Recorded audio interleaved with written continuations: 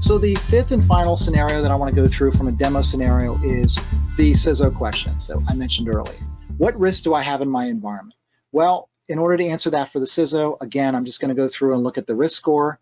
I can look at the criticality. I can sort by these things. I can provide this information to the CISO and say, hey, these are the forests that have the highest level of risk. We need to work on those first. The CISO also asks, what should I most be worried about when it comes to potential or probable attack? So I can go into findings. I can filter by critical. I can sort by name. And then I can go down to the bottom and show all items. So now I can see all the critical risk issues across the entire environment and make sure I can provide that information to the CISO, provide the summary of that. I can also answer the question, what actions can I take today, tomorrow, this week to best mitigate attack impact?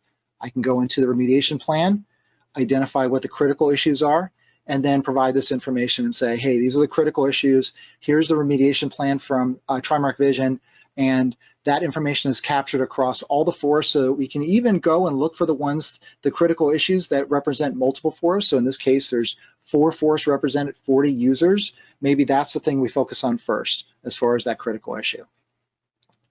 I can also go into findings to answer the question, are there new critical issues we don't know about that are related to system changes or recent attack improvements?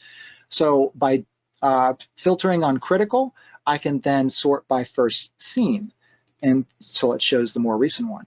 So if today was July 23rd, Vision is highlighting there's 2 new critical issues in the Smilesburger environment. It's possible that one of these was a new finding or check that Vision added in, and or that there was something that changed in the environment, like a new computer account that was added. The other thing that we can do is we can answer the question that the CISO may have around ADCS. Basically, what is my risk with ADCS? Because we have a category for it, you can filter on that and then sort it. So here we see that there's 2 major issues with ADCS represented by these forests here. And so there's 80 forests that are affected by ADCS critical security issues. We need to get these fixed. By providing this information to the CISO, he can get these worked, reach out to the AD team members and make sure this gets fixed. Again, I can look at a glance and see what all my critical risk is across the environment.